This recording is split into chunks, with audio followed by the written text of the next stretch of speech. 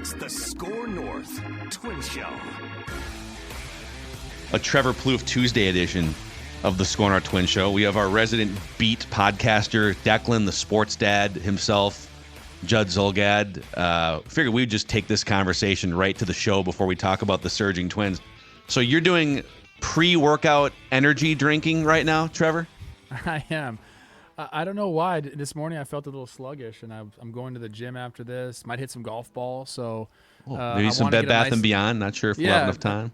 A real nice little Tuesday morning, but I want to get something good done in the gym. So yeah, I'm drinking a Celsius right now. I was saying, like, these things should be illegal. They really do get me fired up. I think you can hear it in my voice almost. I can hear your heart palpitating right now through the microphone. Is that Metallica or Trevor Plouffe's heart rate? I do have one of these things on that like measures it. I wonder if my heart rate has gone up. I'm like the hand test. Yes, it has. No, the hand test. Yeah, that's what I don't like. You sound enthused though. It's good. Woo, let's touch the ball. Let's go. Yeah. Let's go. Let's run some more. I don't do it very often, especially this morning. Empty stomach. Just you got to throw a little rally sausage down the hatch before you drink your Celsius. Exactly.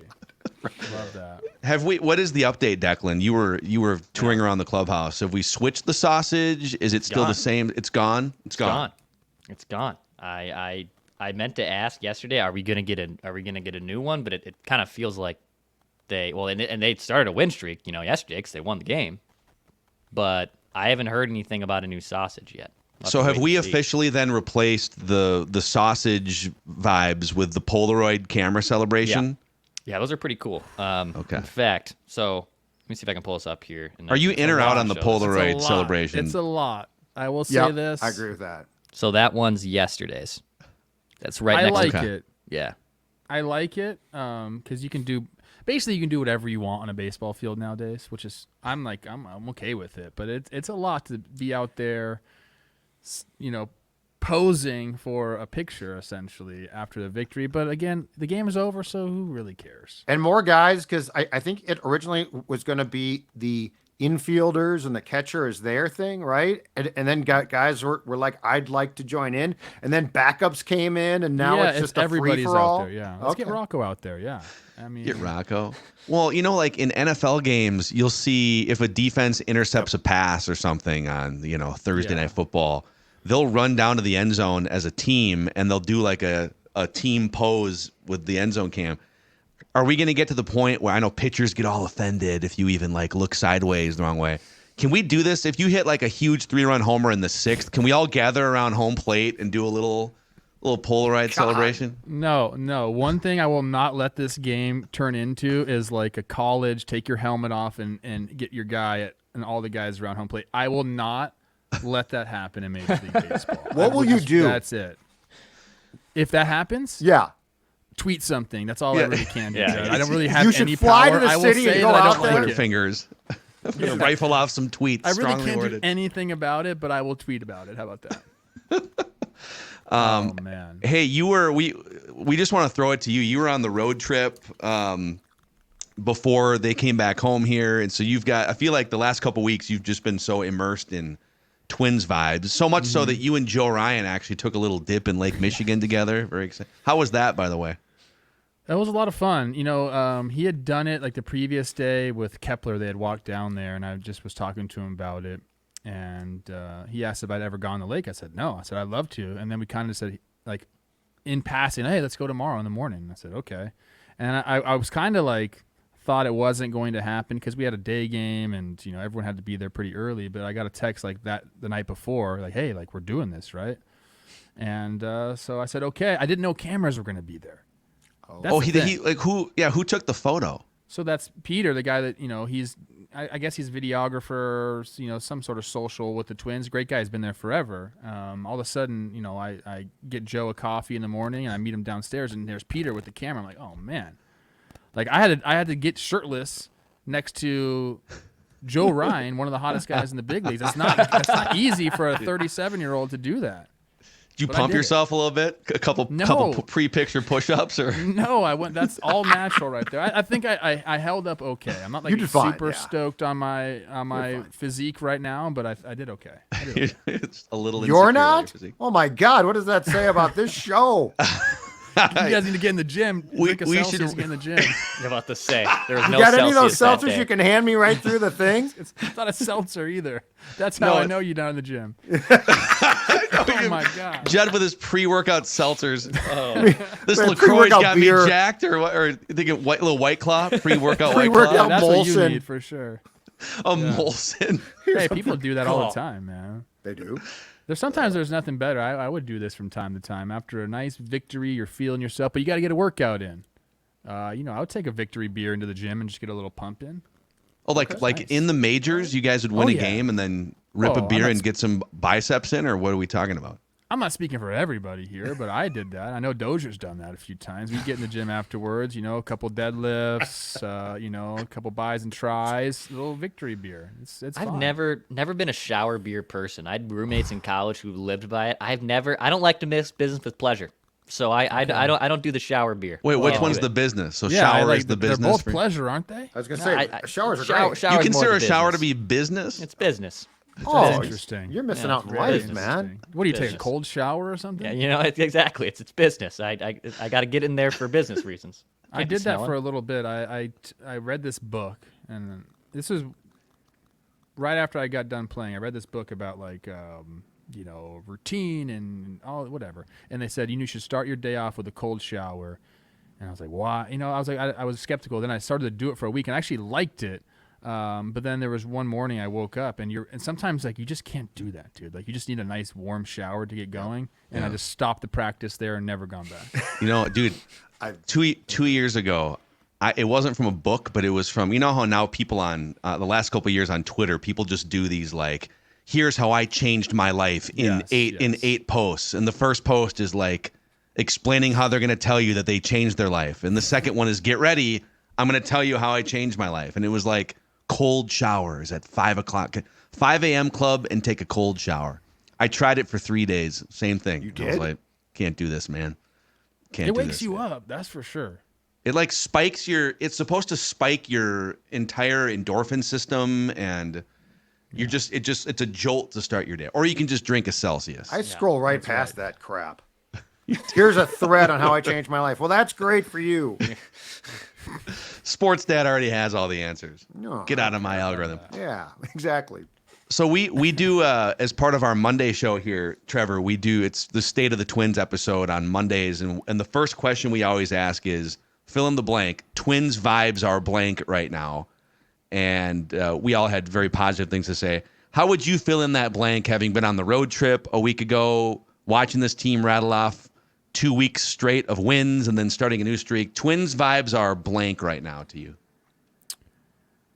I think they're steady. I don't think that this team has gotten too high. I think that they understand how much work is left. They're still looking up at teams in the division. So they understand this is not their division.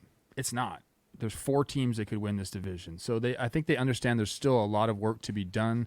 I spent a lot of time in the cages, or around the cage, and just kind of watched them put in work. And, I think that they're just preaching consistency. They understand kind of what's been thrown at them. There's been a lot of breaking balls thrown at this team, and I think that they're trying to make some adjustments in that regard. But really, it's kind of a cliche-ish mantra, but it's the truth. You just have to stay consistent in your work, and things will happen. You're going to run off. Maybe not 12 games in a row or, throughout the year, but you're going to run into streaks where you're hot. You're going to run into streaks where you're cold. And really it's just it's about being diligent with your work. And they continue to do that. So I think the vibes are good. There's no doubt about that. The vibes are good. Getting Correa back was huge. Getting Duran back was huge. Losing Buxton. While I say it's huge, he was struggling, man. He had an 8-game stretch there where he was kind of getting back into it. He had some big hits late in games, but I was still waiting for that massive Byron Buxton breakout. When they get this team completely healthy, I think that's when we'll see a true change in the demeanor of the team. They still understand there's work to be done. They're still dealing with some injuries. Come July, When we see this team at its full strength, I think that's when we'll kind of see like a change, a real change in like the vibe in the clubhouse. Mm-hmm. It felt like, too, I was talking to Royce about this yesterday, Trev, like, it's actually great that the AL Central has basically 4 teams that are awesome. And I think it's validating for them because a lot of them heard the disrespect of how the Twins are just going to cakewalk and moonwalk their way to another division title because this division's so bad. And Royce was bringing up, like, dude, the Cleveland's always good. If Detroit starts clicking, they're going to be really good. KC spent a bunch of money to try to at least get themselves out of the grave. And as a baseball fan, just myself, I would much rather watch, you guys have dogfights with all these 3 teams like it was 15, 20 years ago where it's coming down to the last weekend of the season. I think that's much better for morale, too, knowing that, hey, there's 4 teams that are right there with us as we're trying to win this damn thing. Yeah, no, I agree. It keeps you on your toes. You got to continue, like I said, to just continue to put in the work. Last year, I know Cleveland was kind of there with them, and then they faded off at the end. And really, honestly, last year the division was handed to the Twins. I mean, the way that Cleveland operated at the deadline, nobody else was really pushing them, and they kind of just cakewalked into the playoffs. It's not going to be that way this year. I think they understand that. Which one of those 3, Trev, do you think is the most legitimate challenger to? Because I mean, Cleveland lost Bieber before. They've lost some guys.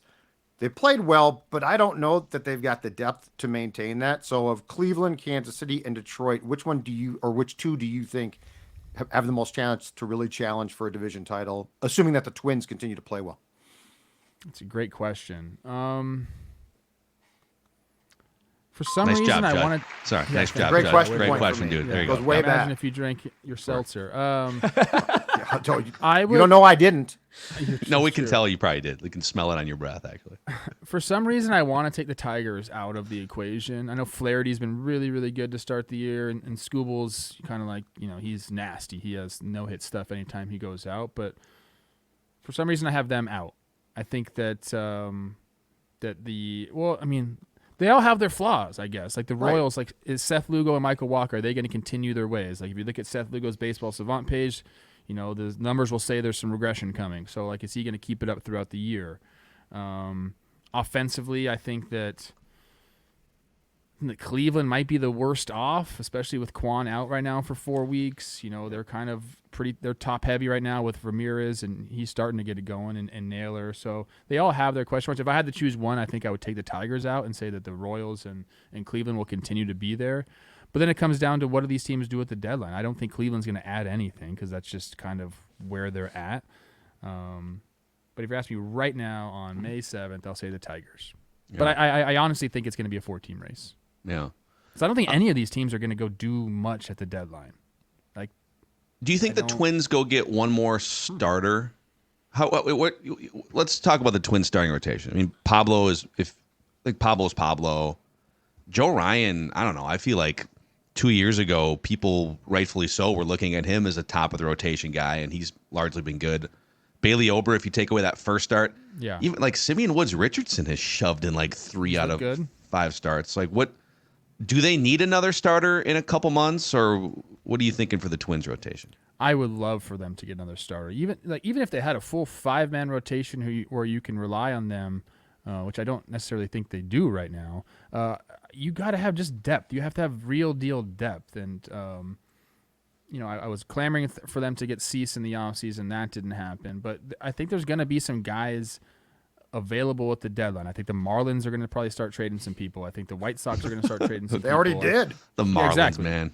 Yeah, the Marlins have pitching for days. Mm-hmm. So I'm curious to see if they start getting rid of those guys. I mean, if the Astros don't get back into it, where's Justin Verlander going to go? Seems like that's a decision that they're going to have to make. He has a full no-trade clause. So he has to approve any deal. But yes, I would like to see them add in all facets of the roster. Like this is like you have to go for it at some points. You have to like give your fan base that at least that you're going and trying to improve your team at the deadline when all the other teams around you are probably going to be doing that. You can't stay pat. That's just not a good signal to your fan base. So I actually expect them to be active. How active? I don't know, man. I don't know if they will pull the trigger on a starting pitcher. I guess it's yet to be seen. The Marlins trade intrigued me because the Marlins picked up a bunch of Ariza's salary. If I'm not mistaken, the Padres are going to pay him the League minimum, right? Yep. So I guess my question is this: would you give up to get a pitcher the requisite amount of prospects, which would be more, to get the Marlins to eat salary, so that you're not taking on a lot more, but you're improving yourself, and now you're going to be out more prospects? Is that a potential, and is that potentially a good idea? I think it just depends on who it is. Like if you have a guy that's has more than 1 year or half a season of control, I think that's definitely an option you would go to. I'm always on the side of let's go improve the major league roster now. Like, sure, like I understand what a farm system means to an organization, and I understand that prospects can be very advantageous for you because those guys come up and they are making a league minimum, and if they're good, it really helps your team out. So yeah, I would if that's what they're really looking towards, like, hey, we need some salary relief because we don't want to add to our payroll, that's what they're going to have to do. I mean, that's kind of a precedent that's really been set over the last couple of years. I mean, the Mets did it when they traded Verlander, paid down all his salary. I believe even next year he's owed 30-something million. It's a player option if he throws 140 innings, but the Mets are still on hook for half of that. So it's actually only like a $17.5 million deal for Verlander next year. So a team that trades for him, it's a player option. It's not necessarily sure that he's going to sign for that. But again, I don't know if he's going to get $35 million on the open market at 42. So he maybe will be up for that. But I would, depending on the situation, yes, I would 100% give up prospects to go improve my team that has a chance to make the playoffs. I'm always going to say that. Verlander would be a blast. I know that he's 41 and he's maybe not the same version, but he has, even in his like late 30s, he won a Cy Young Award 2 years ago. Yeah, he's been great. So I think that's a definite possibility that he gets moved. And again, because he has a full no trade clause, he has to, he has to say yes. And would he say yes to going to the Twins? I don't know, man. I mean, he played in Michigan for, he played with Detroit till he was 34, so he's definitely spent some time in the Midwest. He loves playing in Houston. He said that publicly. Is he going to be willing to give up 9% of his money that's coming in? I think that's that's a caveat, right? We can start a GoFundMe to help pay. Yeah, it's a big GoFundMe. Yeah. Trev, what is your thoughts? Because I'm for these moves, by the way, but I think sometimes maybe novice baseball fans or maybe just sports fans that are checking in get a little confused on a elite reliever going in the 7th or 8th. So like Duran's gone in the 8th inning, his last two appearances, and it's because they obviously want to shut down the door. I guess how would you try to explain that to someone that maybe isn't like super intertwined in baseball, that, hey, you're going to actually burn your closer per se in the 7th or 8th? How would you try to explain that and why that is a good move to someone that maybe isn't as, involved in understand how baseball works? I would say I don't think it is always a good move. You have to have the right bullpen to be able to do it. You have to have a couple guys that you trust closing out games, and regardless if people want to admit this or not, the last 3 outs are different than any other outs. Even if they're not as high leverage as a 7th or 8th inning, they're just different. So the Twins have that. They have 3, maybe 4 capable guys to go out and close the game out. So I guess to explain to a casual fan, it's the leverage. High leverage situations call for your most high leverage reliever. I think Duran for the Twins, without a doubt, is their most high leverage reliever. Now, do you want him in the back of the game? Is most of the time, yes. But if you're facing a team that it's top heavy and 2, 3, 4, 3, 4, 5 are due up, you want your best pitcher against those guys because if he goes and gets the job done there, 6, 7, 8 aren't as high leverage. So you can kind of use quote unquote a lesser pitcher. The Twins, I don't know if the Twins are in that. I don't want to call them lesser pitchers, but they're not as high leverage as Duran. So I think that's they're not throwing you 104 miles an hour. So they're throwing 99 instead. You just describe it as the high leverage situations, and I am for that. If you have other people capable of closing out games. Yeah, we talked about Cole Sands even yesterday. That as you looked at the projected bullpen for this team, and he's a former 5th round pick out of Florida State, like 5-6 years ago. Struggled in the minor leagues as a starter, and they converted him full-time bullpen in St. Paul last year. And all of a sudden, he's up there. I think he's got the highest strikeout rate of any reliever in the Twins bullpen, and they've used him for 2 ninth-inning saves. State of the bullpen address from Coach Trev here. They just keep running guys out there. And by the way, they haven't even unleashed bullpen Louis Varland yet, which I think they might at some point. Does Simeon Woods Richardson at some point become a flamethrower reliever? I don't know, but Topa. If they get Verlander, that's exactly what's going to happen. Yeah, I mean, the bullpen is, I mean, it's been the strongest part of the team, right? I guess there's no other. The starting pitching hasn't been as strong as the bullpen. The hitting hasn't been as strong as the bullpen. I mean, as of late, I guess the hitting's come on quite a bit, but the bullpen is.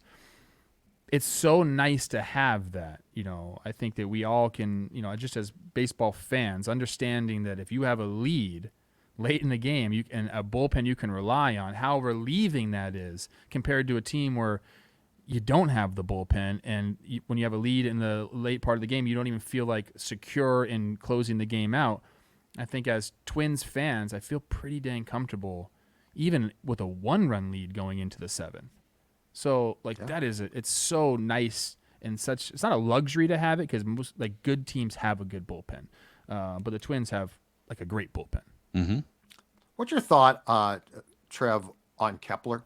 Got off to the just horrendous first half in 2023, came back in the second half and was brilliant, got hurt to start the season, tried to play through it, struggled, and since he's come back has been great. But just as far as the mentality goes, what's your assessment of him? Because he's probably one of the most confusing players I've seen as far as where he's at certain times. Because when he's going well, and he can go well for a long period of time, it's really damn good.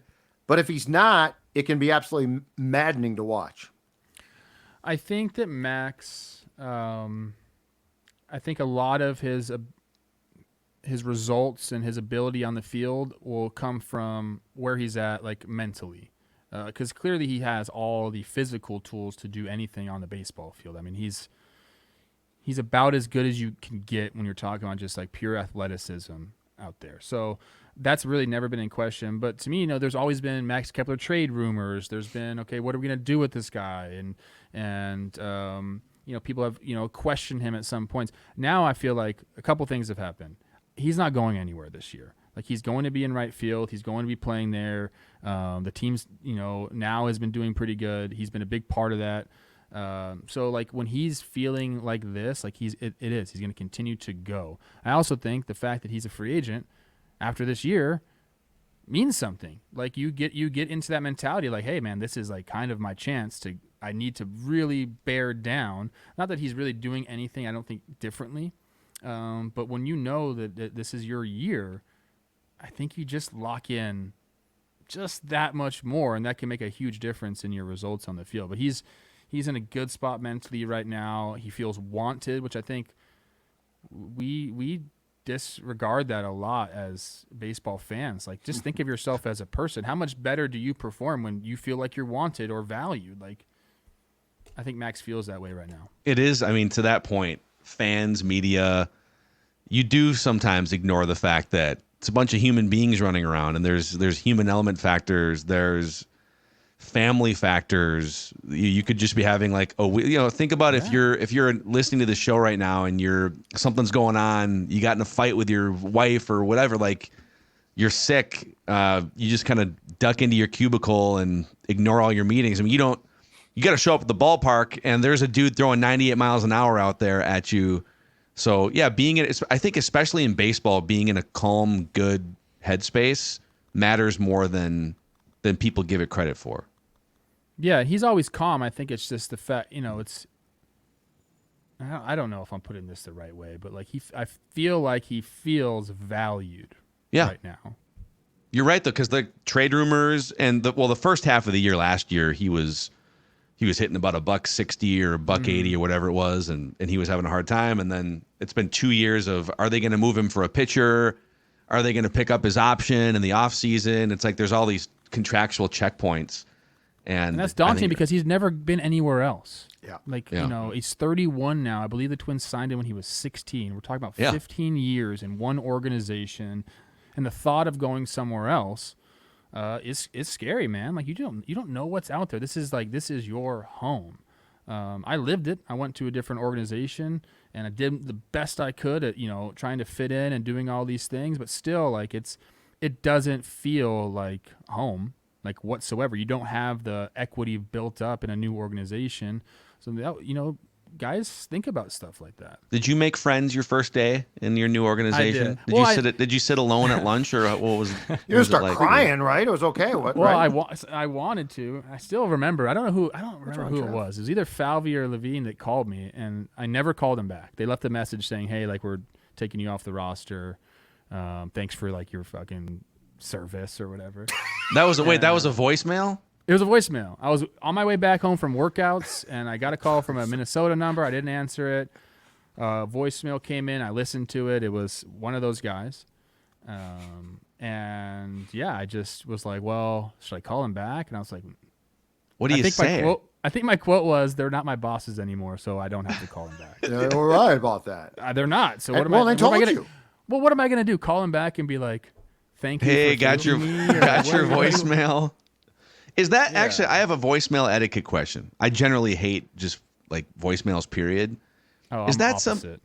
You love voicemails? Yeah, I'd rather be, like all phone calls be voicemails. Really? Like, Well, just I'm leave with me a you on phone voicemail, calls. Let me listen to it, and then I'll. So you're get more of back a to you. voice memo guy or voicemail? Yeah, I would love that. I don't do that, but I would much rather be voice memo. I feel like if you're firing someone essentially, which it's weird in baseball because it's more like we're not picking up your option or whatever, but you're basically saying we're not going to employ you anymore. Yeah. Is that a voicemail? Okay. I see what you're saying. Do you need to like to get a hold of me? Or would you like in that instance? Should it be, hey Trev, can you call me back? I need to talk. Or would you rather them just tell me on the voice memo so I can move on with my life and not have an awkward phone conversation? I mean, honestly, I've never thought about it in depth like this, but yeah, he probably should have waited for me to call him back. Yeah. So maybe next time I see them, I'm like, hey, excuse me, guys, your etiquette was poor. Yeah. So here's my question off that. How weird is it then when you rejoin the Twins as like a broadcaster and now you see them for the first time, I would guess, since they fired you without talking to you? Like what was that exchange like? Hey guys, I'm back. Thanks a lot for firing me. I'm back. Well, now I've been fired many times, so it's right. But I'm just saying, like, what was the first exchange like? Did the Rays? Who was it? Rays, Phillies? I all got voicemails. Well, the Rays never really released me per se. No, most of them are in person or like they actually talk to you, which is nice. I did find out when I got designated for assignment by the A's, which was the following season. I was just on the plane. We were heading home from Miami, I believe. And Matt Chapman, who I'd like become good friends with in spring training, texted me. He's like, "Hey man, I'm gonna see you tomorrow. I just got called up." And I was like, "Fuck!" Like I knew like, you were coming up, bro. Like we play the same position, bro. And I said to him, I said, "Matt, I said, dude, like, first, I am so excited for you. Like you deserve this. Like I'm very, very happy for you. But second, I don't think I'm gonna be here to like welcome you into the clubhouse, bro." So I went on at that point, it wasn't out yet. There was no decision made. So I got out of my chair and I went up to David Forrest and Bob Melvin. And I said, guys, did I just get released? Did I get designated? Because I know Chapman just texted me. And then like, they're like, oh, I'm not really sure. And then like, we'll leave you a voicemail later. Like 2 minutes later, he came back and said, yeah, like it is you. I'm sorry. So I actually started the goodbye process on the plane. I just went and just said, hey, I'm not going to be in the clubhouse tomorrow. I want to make sure I say goodbye to everyone and did that whole thing. But it's a class act. Or maybe you manifested it. Maybe it was going to be someone else, but you had already said goodbye. Well, Chapman was really good too. So you didn't get replaced by like some slappy guy who just got called up. I knew the instant I showed up to spring training and took ground balls with him that I was not long for the third base position in Oakland. Like he was a stud. He's really good. Certain guys you play with or you see and you're like, oh fuck. Like there was nothing I did on the field that he wasn't better at me then. There was like literally nothing. So I understood the writing was on the wall. Yeah. I was why did they even sign me here? What am I? Why am I here at this dump? Yeah, they gave me, over $5 million for what? To sit on a seat that I was going to get ejected from very quickly. Watch rats at your feet in the Coliseum. Yeah. boy. It was bad too. It was as Sewage bad as backing everyone up. says it is. It's playing there is atrocious. You know what isn't atrocious, gentlemen? Red Cow. You know what doesn't have rats running around? Oh yeah. Yeah. No, they just have amazing burgers running around. That's what they have at Red Cow. That looks so good. Oh my gosh. 6 locations in Minnesota, 5 in the Twin Cities area. The North Loop is my favorite personally. Dex, I know you used to frequent that one. The one in Rochester, a little further away, but yeah, that some of looks the good. best food. Trevor's salivating all over his So hungry. microphone. We'll get you out there when you're in Minnesota here next. But yeah, 36 local beers on tap, craft cocktails, and best of the bunch, maybe a bunch of sports viewing TVs at the bar where you can belly up and eat these delicious snacks. So thanks to Red Cow for helping us power the Score North Twin Show. 6 locations in Minnesota. Before we wrap here, a trivia question for you guys. Okay. How much money has Justin Verlander made in his career? I love this. Is like one of my favorite games to play. Yeah, I like this one too. Counting other people's money game? Yeah, I love it because I great. feel like it puts it into perspective.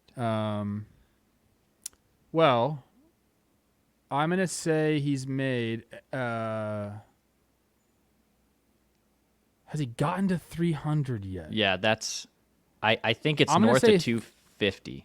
I'm gonna If say. I don't think this counts the option for 25. I think it's money okay, that's earned fine. through 25. Okay, Money money earned. Okay, I will say. Shit, he's been making $30 and $40 million. I'll say $305 million. Okay, we'll go closest to the pin here, so you guys get guesses. Okay. Yeah, I mean he's got probably 10 years worth of a minimum of 20 million per average, and that's low probably. It's probably more like 25 or 30. I'm gonna say 330. 330 million. Oh Trevor's my at gosh, 305. I just looked at the freaking number. Dex 330. Oh, There's a hint for Judd. I'll say 340. I don't think I'm No, close. you guys aren't even close. I'm not Actually, it's close. $404.2 million for Justin Verlander. Dudes, come on, Minnesota. You can afford the taxes just for one stretch run. does that? Does Kate Does- like it here? That's my question. Will Kate allow the move? She was in We the can- she was in the Holy suite crap, 5 years ago for the whole 404 million. Astros series, and didn't Marty Gellner go up and talk to her? I think Oh, she I did. don't remember. Like, in 2019, I think that happened. Yeah. She made a Important. Bally's appearance. I'll give We you can find guys her just for quick 12.8. Then it was 20, 20, 20, 28, 28, 28, 28, 28, 28, 33, 33, 25, 43, 43. Yeah, that's wild, man. Holy. Not a bad way to live. Lot of So Red Cow. he'll be buying a baseball team at some point and a lot of Red Cow. That's what he's gonna do. All right, there he is, Coach Trevor Plouffe Tuesday is here on the Score North Twin Show. Appreciate you. We'll do it again next week, sir. I'm going to meet Judd at the gym right now. Yep. You guys can Yep. pound a couple I'm of going- Trulies, I'm grabbing my coffee, my Truly, and I'll be right there. pound some LaCroix. Oh, yeah, yeah. Pound some Molsons, and we're good to go. Be Have great. a shower See ya. beer. Love it.